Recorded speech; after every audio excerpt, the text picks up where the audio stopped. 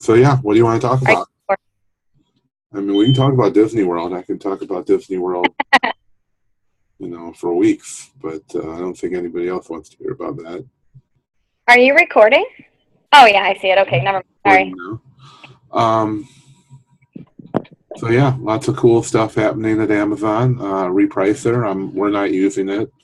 I don't know if you want to use it, but it's easy to do. But for $20, I personally not rather not tell them how much I'm paying for everything, and all the other data you have to do. And there's a lot of little quirks that the way Amazon's doing it, nobody else is doing it, which is a good thing. Like, repricing. You can't reprice a penny at a time, for one thing. You can only reprice a minimum of, I think, 10 cents. And if there's multiple people, there's no race to the bottom. It's just like straight to the bottom. So, if two people, if it's at $20 and two people set their minimum, to $10, it's immediately going to go to whoever's the cheapest.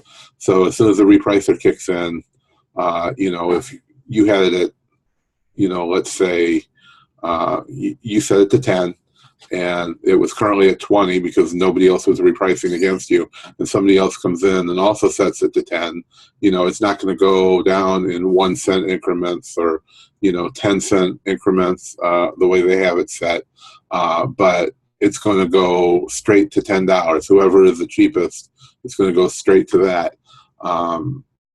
So with the incremental repricing, I was always fine with that because, people could drop their price. And if you were set to, every 6 hour, had every 6-hour repricer, or even every 1 hour repricer, and even continuous repricers will reprice at a rate.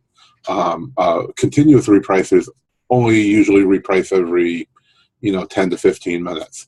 So you go down a penny, somebody else goes down a penny, and it goes back and forth every 10 minutes, so there's only 6 reprices an hour.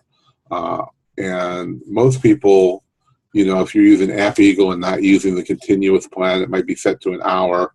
It might be set, some of them are only repricing every 6 hours. Some are, the cheaper ones may only reprice once a day. And then, it's fine if you're racing to the bottom with somebody. Every hour, somebody goes down a penny, and then the next person is going to do it within the hour, but, it's still 2 pennies down, and it slowly creeps down over days. You lose $1 on a $50 item, but there's still, there's a great amount of activity because Amazon works based on that activity.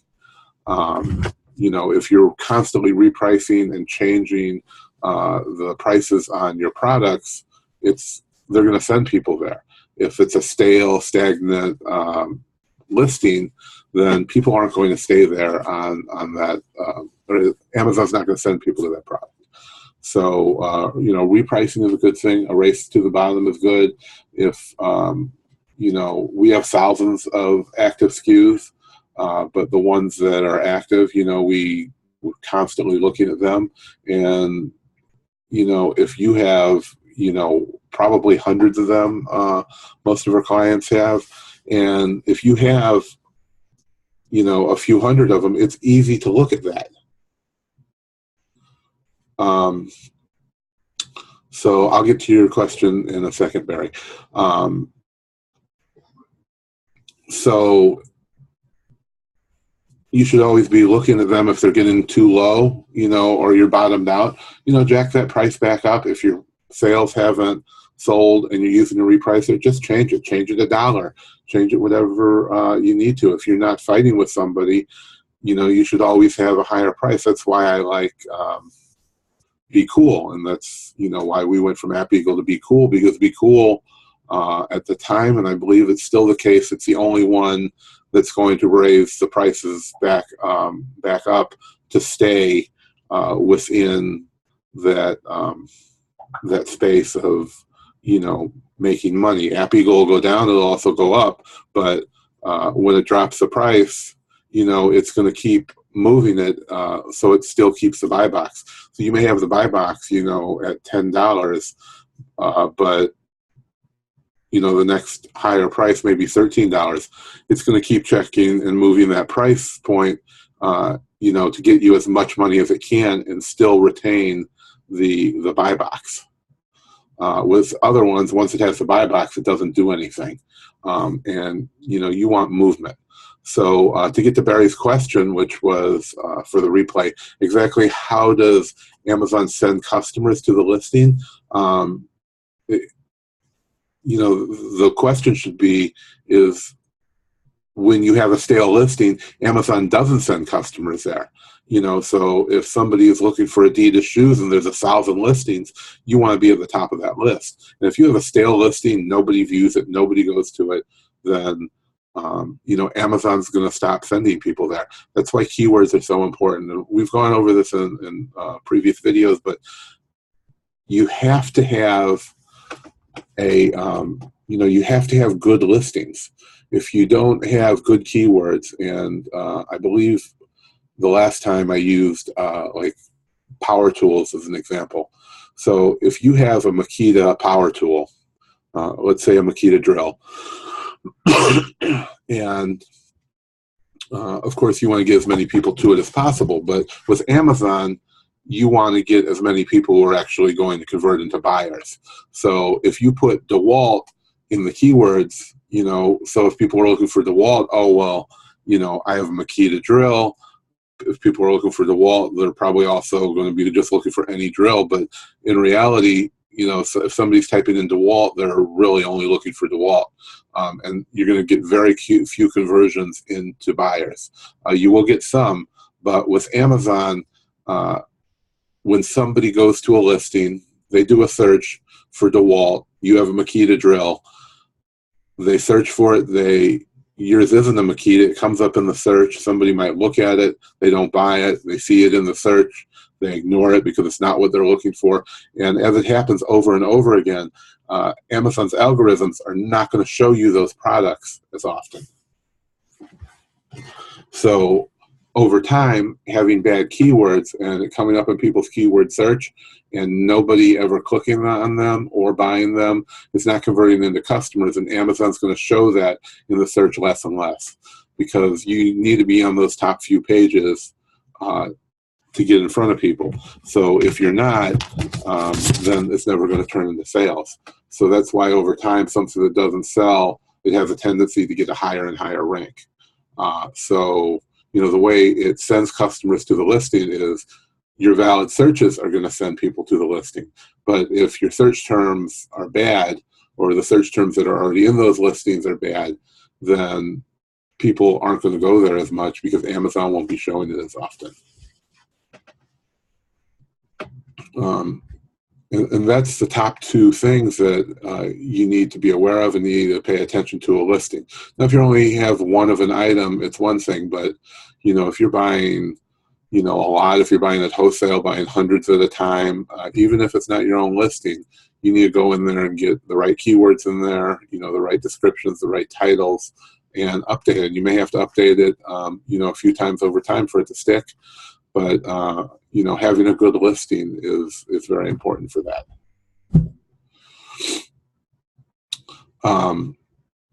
So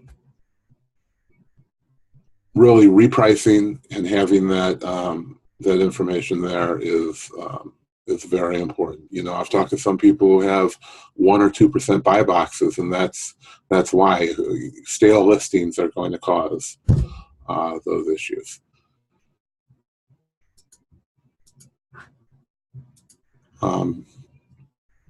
So I hope everybody was able to, Valerie, I don't know if you're on a computer that you can post the link for Wednesday's webinar. You have to sign up to get the link if we posted. Yep, I can repost beforehand, but if you can post that, you can sign up now. It's the same style webinar, so you have to have a special link, not like these video sharing. So if you're logged into Zoom, it should pull in your data and you just click submit and it'll give you the link, and you'll also be emailed beforehand because it's not just a generic link. Barry, I'll get to that in a second. So, so please click on that. Posted it in, Valerie can post it in the chat as well. Yeah. But I would definitely say give them the link to the video, the replay of the video, and all the other information, the samples.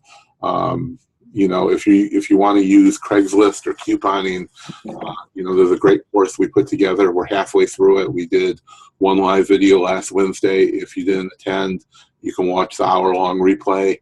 We're going to do another one. We're going to have an actual couponer there. We're going to show you what to do once we get people that answer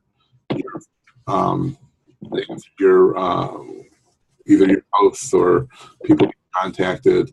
A couponer that we've been working with for over 2 years now. It's great. It's all free. It's all included in the Mastermind.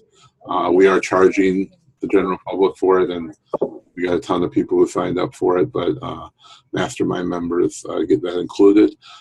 We do use a service, Barry. It is from Scott Golis. He does feedback repair. He'll help you with optimizing listings, bringing up your bringing up your ratings in your Amazon account. He does all that, and I don't know what the name of his tool is off the top of my head, but it is on the Mastermind site with the and all the services that we use.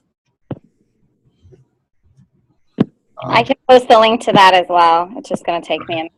Yep, no problem. I'll have all of them up. All right. And Valerie will post that link. But yeah, Scott Margolis, I've been working with him for a couple years now on different projects.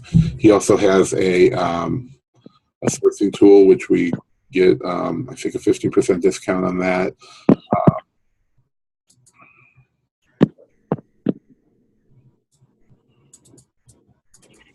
Yeah, we're going to post the link.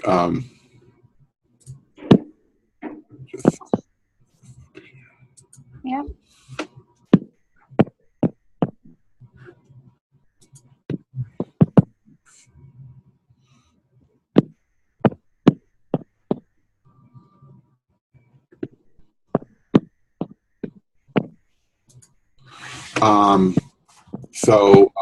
And he does feedback repair. Of course, I would watch our videos on doing feedback repair ourselves. Always, if you're having problems with feedback, which I've seen some people did post about, open a case first. 99% of the time they're going to remove them. And then next, I would suggest you, if that doesn't work, if they refuse to do it, keep arguing until you get an American. And then I would say you should contact them.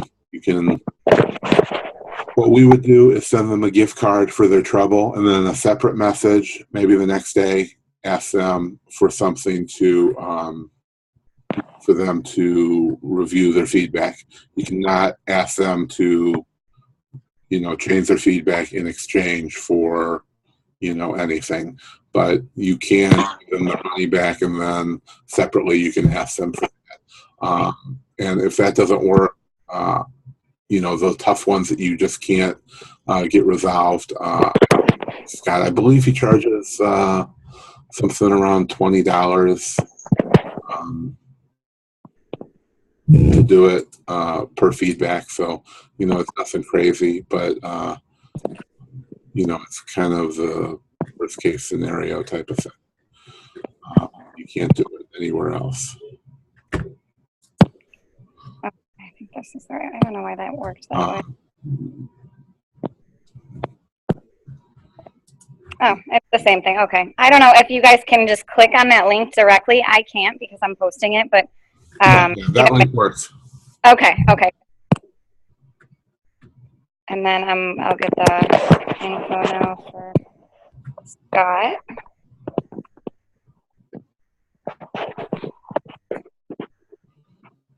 Yeah, it's just called feedback. Yeah, I'll post the link. Yeah. Yeah, I think you just posted it twice. Yeah, I did. Yeah, this is Scott Margolis, feedback repair. He does health assessment, metric diagnostics, and feedback repair. Come on.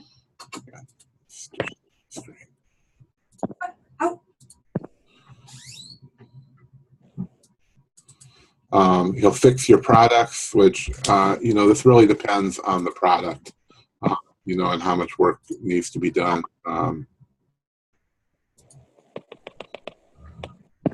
These are, so if you talk to him, you know, he's not going to charge you $500, you know, to just look at one listing. These are for people, you know, who have a private label type product, as well as product research. And then if you get a suspended, you know, sometimes they'll suspend your listing of a product. That's what this is, as suspension. He also does, you know, account suspensions. Luckily, none of our members have ever done anything for that. And the other options out there are quite a bit more expensive. So, you know, hopefully you can get off with a couple $1,000 to get your account reinstated.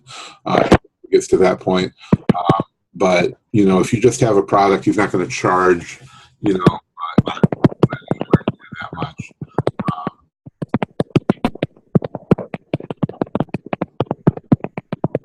Is that you, Valerie? Oh, yeah. You'll be typing. Okay.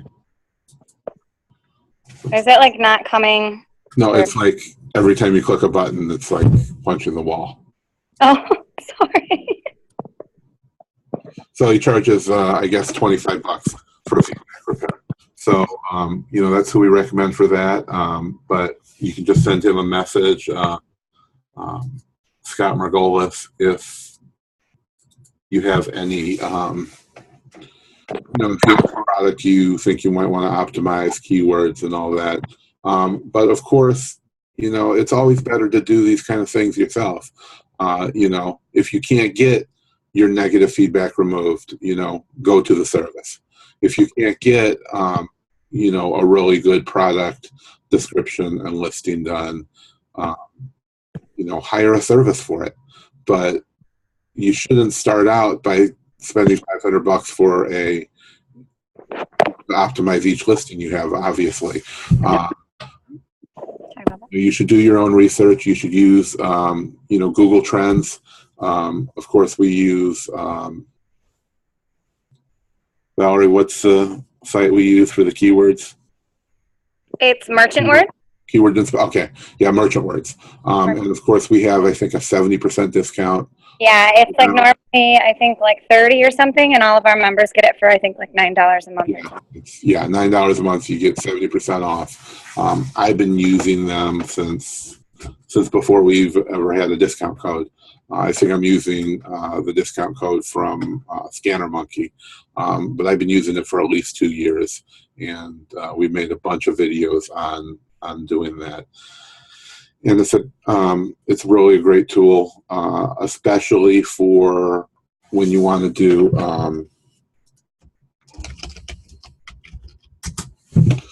if you ever want to do, you know, of course, creating your own listings.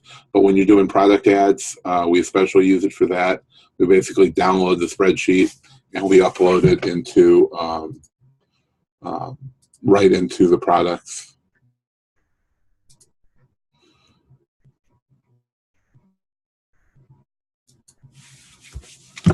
So, let's see.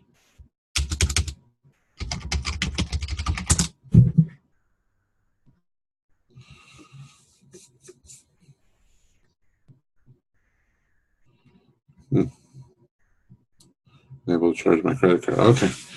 I'll have to update that later. But basically, you can do a search. It has 664 results. You can narrow it down by categories. So if you have power tools, maybe you just want to do the tool and home improvement. Sort by highest search volume. And then you can download it as a CSV. And you can't see that. Okay, let me share it again. The desktop.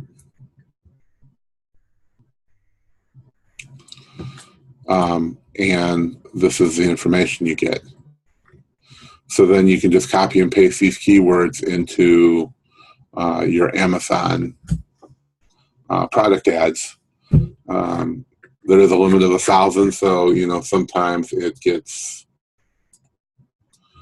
So there's not 1,000 here. There's only 318, but there's a limit of 1,000. So we'll put it. I'll search by the highest volume, and then usually go down from there. If it's under 100, they don't really track it. Under 100, it's going to come back as 1. So and these are just estimates. So if you're well before a holiday, in January, if you're looking for Easter stuff, the numbers may be wrong, but usually they're doing a rough estimate, over the last year. So oftentimes holidays we can find them, but they may not reflect exactly what you're looking for. Because 4th of July is hot right now, but they're pulling in historical data, so what they have for the 4th of July might not be, what is going on for this week. But in general, we found that it can give us back, all the best keywords. And like I was saying before, I'm going to omit, if I'm doing keyword searching, I'm going to omit the, the keywords that don't apply to me, Dowell, Rikon. But this is a great tool for using searches for both keywords when you're creating product listings and the product ads, or even if you're doing Google ads or Facebook ads going to your products. It's going to give you a good idea of what people are looking for. Because if people are looking for it on Google, they're looking for it on Amazon, and the opposite is true, of course, because if they're looking on Amazon, it's also going to be hot keywords to search on Google.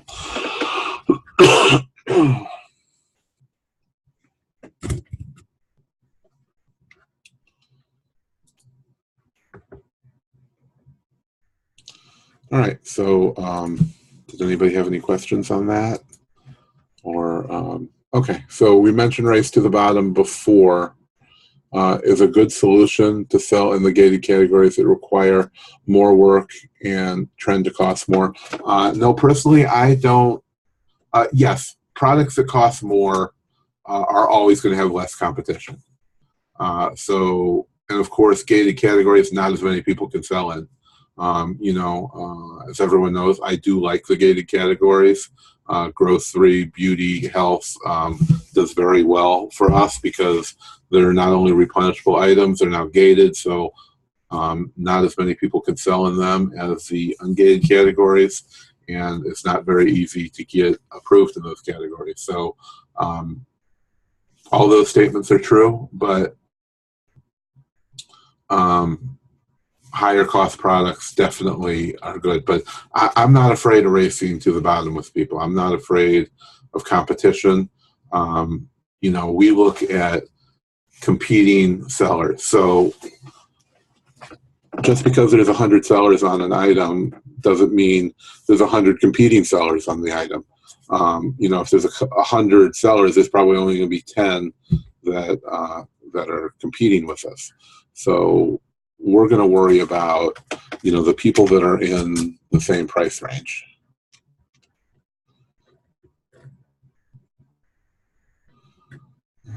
Let's see if we can find something here.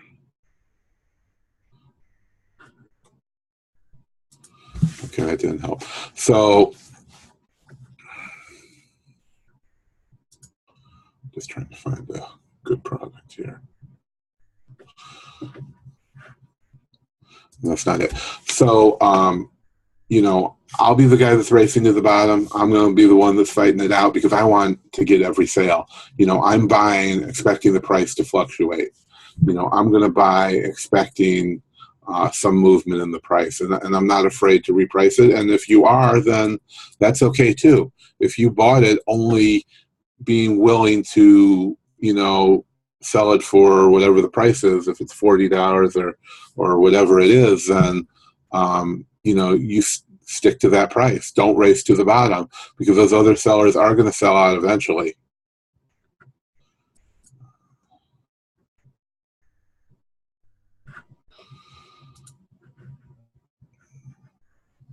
Let's see here. Seller is 100 reviews. There's a question about very well keep on camel too when you get a chance. Right. So either don't go under your bottom price, no matter what, but you may need to reevaluate. You should. What's going on with my screen? Okay. You may need to reevaluate over time. There's no point in holding a product. If you buy a product and, it doesn't sell for what you want, don't hold it for 6 months or a year to make an extra $3 off of it, because you could have sold that and reinvested it over and over again. Even if you break even or lose money or make 20%, you're still going to have that money back in to be able to buy product that is going to sell. So, every product's not going to be a win. Every deal isn't going to be in your win column. It's what you do overall over the course of a month or over the course of a year. It's going to be what matters.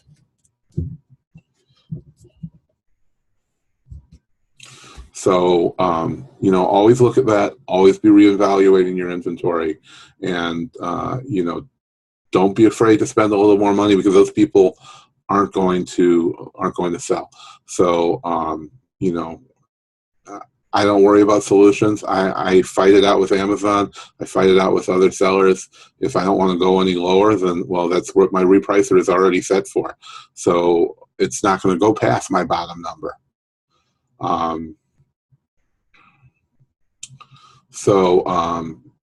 I hope that answers that. But in terms of sales rank, would Keepa or Camel be a better indicator of sales velocity than just going by sales rank? Yeah, like I've said a million times, sales rank is good, but it's only a snapshot in time. It's not sales history. If it's selling for 10,000 today, it could usually be selling for 2,000 and sold out, or it could be 50,000 and just sold 10 of them an hour ago. So I'm not a big fan of Camel. It doesn't have all the data that Keepa does. If you watch my videos, we're making an actual course right now that you guys will all have access to. A course that will be just on Keepa. All the things that we found, that we use for Keepa in our business, and there's got to be at least 10 free video or 10 videos we've already done between YouTube and what's in the Mastermind site on using Keepa. It's it's a great tool, and if you're using Scan Power for scanning, it's now built in to Keepa's now built into it. So I haven't made a video about it yet, but if you're using the new Scan Power mobile, which everybody should have already installed, wasn't really prepared for this, so I can't share my mobile screen, but I'll show you what it actually looks like. I have one of my books. But it's now showing you the Keepa data right in Scan Power. So if you're doing retail arbitrage, then this is really a must-have, and it's free, even if you're not using Scan Power.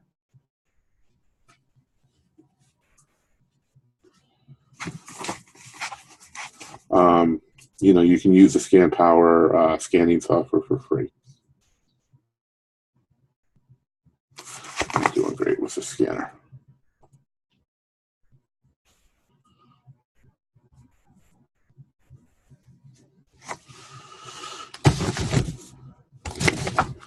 Really, after all that, I'm just going to type it in. Okay.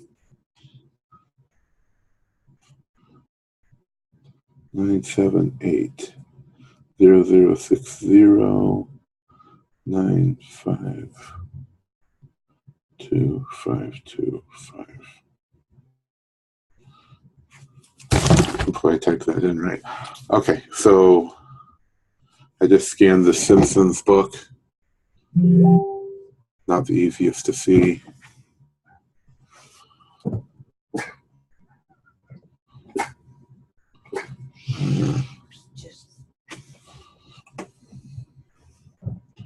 This may not work. Okay, but here's the new scan power. You can just scroll up, and it has the whole Keepa graph built right into the app. Once it adjusts, you'll see it.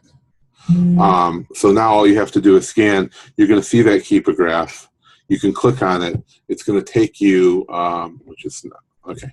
So it's going to take you right to the Keepa site.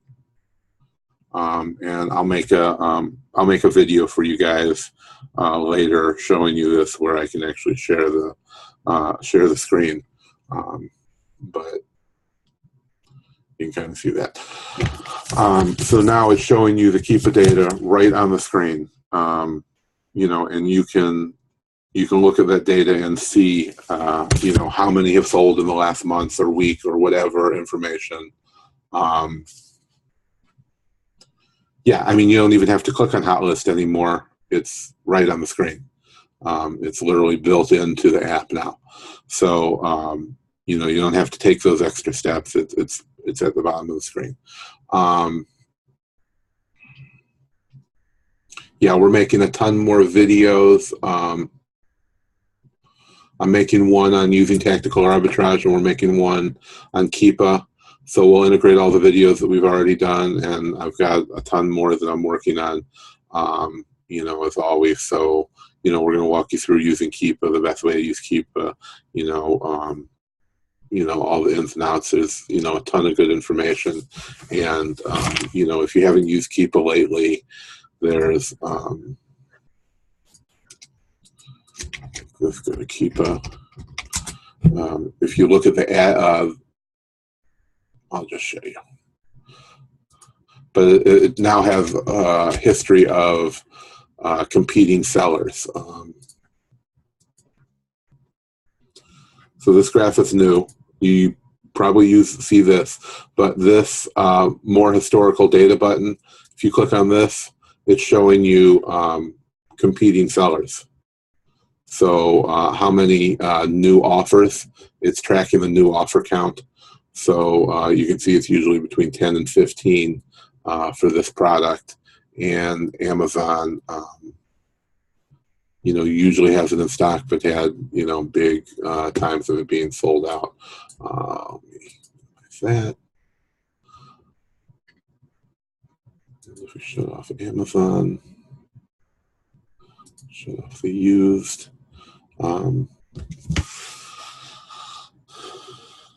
So with this, there's a as seen on TV product, just as an example. Probably not worth buying. I don't know how much they even sell for, but you know, Amazon's selling for 20. They're probably 20 in the store.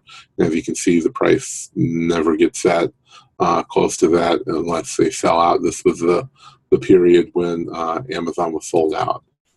So as you can see here, the price did go up to $25. And the sales rank went up as well during that time.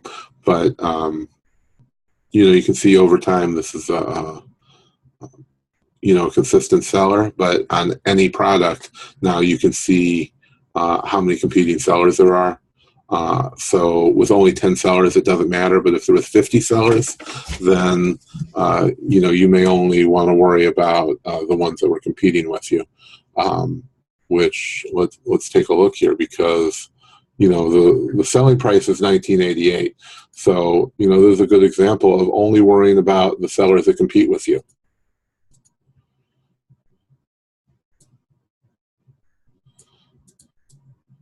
Okay, Barry, there is a brand new there's a brand new app that just came out in the last couple of weeks.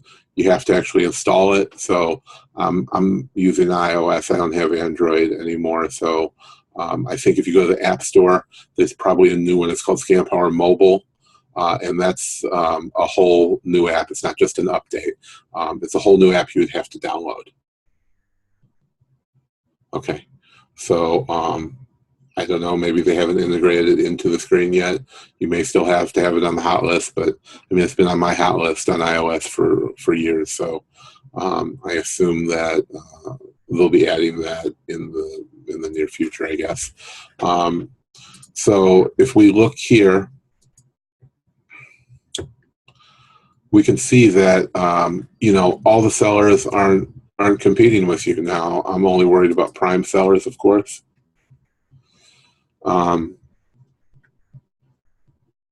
But you can see that there are sellers at $37. If you're selling it for, only look at new. So Amazon selling it for 20. This 23.56 is going to sell maybe when Amazon sells out, but this $36 seller is not going to sell. This $35 seller is not going to sell. Probably just these first two. Maybe this if everyone else sells out, but it's not going to go from $20 to $36. So if you're able to sell it at 20 and compete with Amazon, do you really consider this $36 person your competition? You're not selling for 80% more than the going price and expecting to get any sales. It's the same thing with $10 items. I see $10 items with $50, $60, and $100 sellers. It's the same as people who are worried about the total amount of products in the category. There's 50 million products in the book category, but don't worry about completely ignore all of those lists that are out there that say, this is the top 1% of the category, top 3%, the top 5%, the top 10%. None of that information matters because they're not actual products that have ever sold. There's 50 million books, but would you buy a book that's ranked 10 million in the top 20%? Kelly? Why are you on?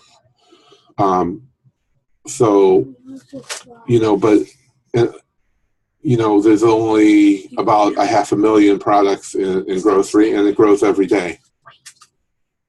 But if you have all of that, if you compare one category to another category, the top 20% in groceries is 100,000.